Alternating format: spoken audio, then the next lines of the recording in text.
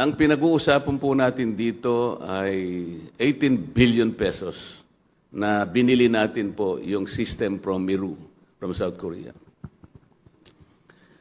Yung terms of reference po ng COMELEC, to yung TOR, ang minimum requirement po doon, sinasabi niya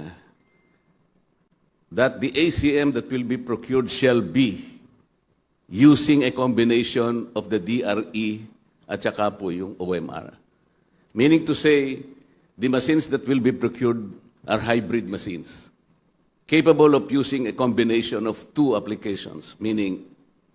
OMR and DRE. Ang tinatanong ko po ay, meron na po bang napatunayan na ang Miru'y nakagamit po ng isang hybrid machine in any jurisdiction, either here or abroad, where the combination